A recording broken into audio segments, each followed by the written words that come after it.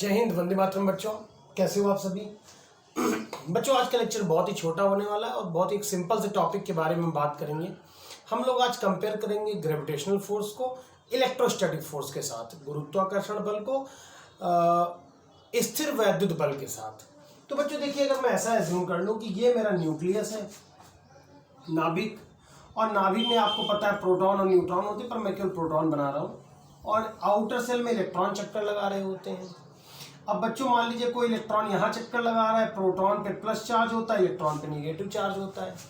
तो जाहिर सी बात है कि अगर जब इन पे प्लस और माइनस का चार्ज है, इन दोनों पे, प्रोटॉन पे प्लस और इलेक्ट्रॉन पे माइनस, तो इनके बीच में कूलॉम्स लॉ के हिसाब से इलेक्ट्रोस्टैटिक फोर्स लगेगा। इलेक्ट्रोस्टैटिक फोर्स स्थिर वैद्युत बल। और चूंकि आपको पता है कि इलेक्ट्रॉन का भी कुछ मास होता है और प्रोटॉन का भी कुछ मास होता है, तो इसका मतलब इनके बीच में ग्रेविटेशनल फोर्स भी लगेगा।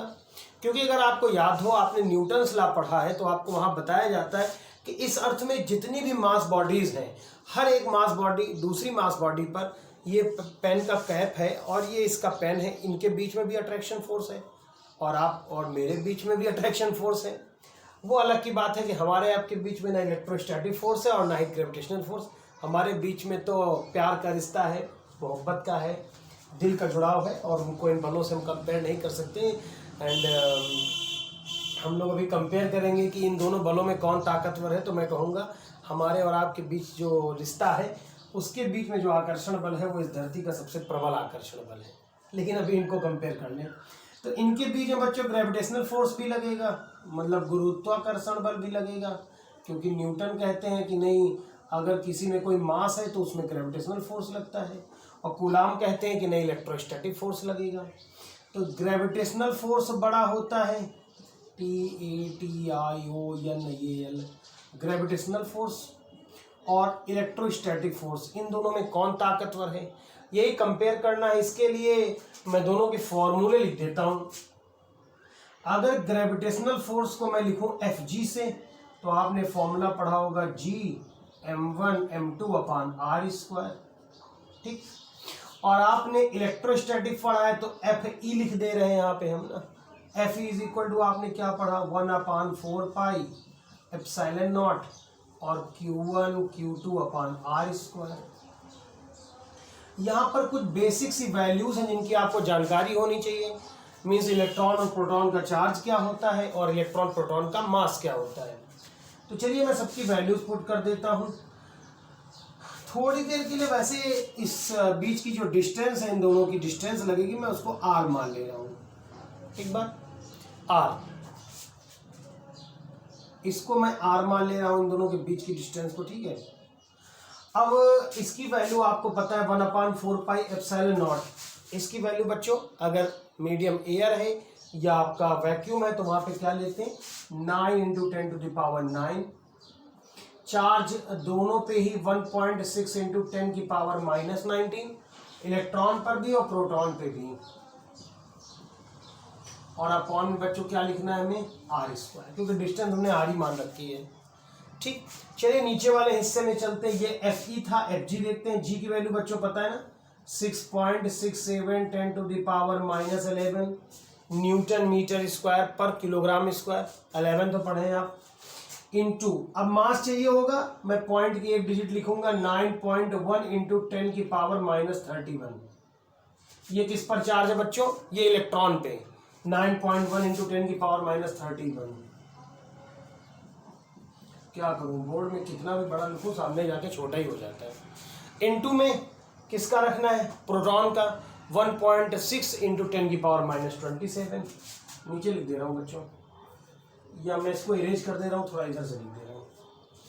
थोड़ा सा इशू आ जाता है, मैं सोचता हूं कितना बड़ा लिखूं, लेकिन वो छोटा ही दिखता है। चलिए 6.67 × 10⁻11 into 9.1 × 10⁻31, 1.6 × 10⁻27, ठीक है। और अपॉन में क्या लिखना है, आर स्क्वायर। अब बच्चों मैं अगर डिवाइड कर दूं इन दोनों को, किसको, एफ ई को एफ जी से, तो जैसे ही डिवाइड करेंगे आर स्क्वायर से आर स्क्वायर बच्चों कैंसिल हो जाएगा, 1.6 से 1.6 कैंसिल हो जाएगा, ये दोनों कैंसिल हो गए बच्चों। क्या बचा बच्चों, वहां देखिए, वहां बचा ऊपर 9 इंटू 1.6 इंटू 9 1.6, और देखिए ये 19 और ये माइनस का 29 आ जाएगा, पावर 10 की पावर माइनस 29, ठीक है ना। तो ये वैल्यूज आ गई, यहाँ मैं नीचे नोट कर दूं इसको, तो पॉइंट के एक डिजिट लेके चलता हूं, 6.6 और ये 9.1 इंटू में 10 टू द पावर क्या आ जाएगा बच्चों, देखिए सारी वैल्यूज माइनस की हैं, तो ये हो जाता है बच्चों 10 30 10 40 और 20 60 और 69 माइनस का 69, माइनस का 69, ठीक है ना। अब राउंड फिगर में देखो 9.1 है, ये 9 है, मैं इसको डिवाइड कर दे रहा हूँ 9 ठीक है ना, डिवाइड कर दे रहा हूँ, ठीक है ना, कोई दिक्कत नहीं होनी चाहिए बच्चों आपको, ठीक है। और अगर मैं इसकी एक पावर और माइनस की बढ़ा दूं और इसको लिख दूं 16 इंटू 10 की पावर माइनस 30, और अपॉन में बच्चों क्या लिखा रहेगा 6.6 इंटू 10 की पावर माइनस का 69।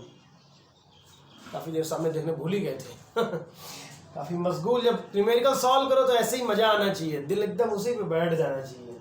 तो मैंने 9 से 9 को डिवाइड कर दिया राउंड फिगर में। अब ये 1.6 6.6 ऊपर वाला छोटा होता तो डिवाइड करने में मजा नहीं आता, मैंने इसको एक पावर और दी माइनस की और पॉइंट हटा लिया यहाँ से। अब 16 को 6.6 से डिवाइड करेंगे तो 6 दूनी 12, 6.5 मतलब 13, तो लगभग जो है वो 2.3 इंटू 10 की पावर, ये ऊपर जाएगा तो बच्चों प्लस हो जाएगा और 39 आ जाएगा। ये क्या है, एफ ई अपॉन में एफ जी, ठीक। इस नंबर का बहुत ज्यादा कोई इंपैक्ट नहीं है बच्चों, ठीक है। देखिए क्या आएगा हमारा जो रिजल्ट है, उसको मैं डिफरेंट कलर से लिखूंगा जिससे आपके दिमाग में छप जाए। क्या है कि F E is 10 to the power 39 times of F G. अब देखिए बच्चों ये रिजल्ट है आपका, इसी को आपको याद रखना है। क्या याद रखना है बच्चों कि जो फिर मैं इसके ऊपर रिवाइज कर दूं, फिर समझाता हूं, ठीक है ना। मैंने क्या बात करी कि एक प्रोटॉन है न्यूक्लियस में, बाहर इलेक्ट्रॉन होंगे, उनके बीच का कुछ डिस्टेंस होगा, क्योंकि दोनों चार्ज बॉडीज हैं तो उनके बीच में ये फोर्स लगेगा। लेकिन ये कूलॉम भाई साहब कहते हैं, न्यूटन कहते हैं, नहीं दोनों का मास है तो उनके बीच में ग्रेविटेशनल फोर्स लगेगा। ये फॉर्मूला हो गया बच्चों इलेक्ट्रोस्टैटिक फोर्स फाइंड आउट करने का, कूलॉम्स लॉ से आपने पढ़ा। और बच्चों नीचे वाला फॉर्मूला जो हो गया वो आपने पढ़ा है बच्चों कहाँ से, न्यूटन्स लॉ से। दोनों ही कांस्टेंट की वैल्यू मैंने यहाँ नोट कर दी बच्चों। ये हो गई ऊपर वाली वैल्यू जो आप देख रहे हैं 9 इंटू 10 की पावर 9, ये हो गई बच्चों कूलॉम्स लॉ की कांस्टेंट की, और ये न्यूटन्स लॉ की कांस्टेंट की हो गई। इसके अलावा Q1 Q2 दोनों चार्ज बॉडीज के चार्ज रखते हैं और दोनों के मास रख दिए इलेक्ट्रॉन प्रोटॉन के। दोनों को डिवाइड करने पे आर स्क्वायर कैंसिल हो जाता है, और ये सिंप्लीफाई करके नंबर मिला मुझे, ठीक है। इसको ट्रांसफर करने पे क्या पता चला कि जो इलेक्ट्रोस्टैटिक फोर्स होता है वो 10 टू द पावर 39 टाइम्स है। देखिए ध्यान दीजिए कितने गुना है, 10 की घात 39 गुना ज्यादा है किससे, ग्रेविटेशनल फोर्स से। और ध्यान देने वाली बात यह है कि अगर दो प्रोटॉन हो जाए बच्चों कहीं पर, अगर ध्यान दीजिएगा, अगर दो प्रोटॉन हो जाएं और अगर कहीं दो इलेक्ट्रॉन हो जाएं, अभी तो हम लोगों ने एक प्रोटॉन एक इलेक्ट्रॉन लिया था, ध्यान देने वाली चीजें हैं ये बच्चों। तो ये ध्यान देना होगा, पावर्स बदलेंगी, ये हो जाएंगी 10 की पावर 36 और 10 की पावर 43। ये नंबर्स अगर मेरे प्यारे बच्चे आप याद रख सकें, नहीं दिख रहा हो मैं बोल दूं 10 टू द पावर 36 और ये 10 टू द पावर बच्चों कितना लिखा मैंने नीचे 43 43 और ये 36। तो बच्चों तीनों नंबर्स यहाँ है और मैं तीनों नंबर्स को यहाँ पे थोड़ा सा लिख देता हूँ, ठीक है ना। ध्यान दीजिएगा, एक इलेक्ट्रॉन है एक प्रोटॉन है, और वो पावर बच्चों बोर्ड में कितनी आई, 10 की पावर 39 आई है ना, 10 की पावर 39। एक इलेक्ट्रॉन है उसके साथ एक इलेक्ट्रॉन है, एक प्रोटॉन है उसके साथ एक प्रोटॉन है, दोनों प्रोटॉन दोनों इलेक्ट्रॉन हो तो क्या होगा 10 की पावर 43 और 10 की पावर 36। ये नंबर अगर आप याद रख सके, ठीक है ना, मैंने इधर भी नोट डाउन कर दिए। ध्यान दीजिएगा, ये तो मैंने सॉल्व कर दिया है इलेक्ट्रॉन प्रोटॉन के लिए। अगर दोनों इलेक्ट्रॉन हो दोनों प्रोटॉन हो तो as it is same way में उसको भी सॉल्व करा जा सकता है। इसके अलावा दोनों में कुछ कंपैरिजन हम करना चाहेंगे। पहले मैं चाहूंगा इसका आप स्क्रीनशॉट लें। तीनों उंगलियां डिस्प्ले पे ऊपर रख के नीचे खिसकाती हैं तो आती है क्या आवाज, और फिर आप जाते हो अपनी गैलरी में तो आपको मिल जाता है क्या, आपका नोट्स। तो ये आज का नोट्स है जिसमें हम लोगों ने कंपेयर करा। आप थोड़ी देर के लिए रोक करके वीडियो को पॉज करके आप स्क्रीनशॉट ले करके आप इसको तैयार करें। ये सब छोटी छोटी जानकारियां हैं। चलिए एक दो सिमिलरिटीज में बता दूं, ये तो डिफरेंस हो गया, ताकत की तुलना हो गई होगी दोनों की आपको हमारे हिसाब से। बच्चों दोनों जो है वो सेंट्रल फोर्स है। सेंट्रल फोर्स का मतलब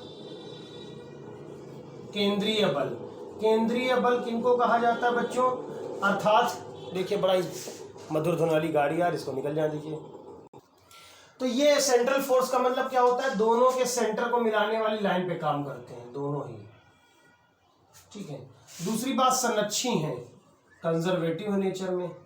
कंजर्वेटिव का मतलब क्या होता है, संरक्षी बल वो बल होते हैं जो रास्ते पर निर्भर न करे। जैसे हमें एक पोजीशन ए है उससे पोजीशन बी पर किसी को ले जाना है, एक रास्ता ये ए 1 नंबर 2 नंबर कई रास्ते हैं।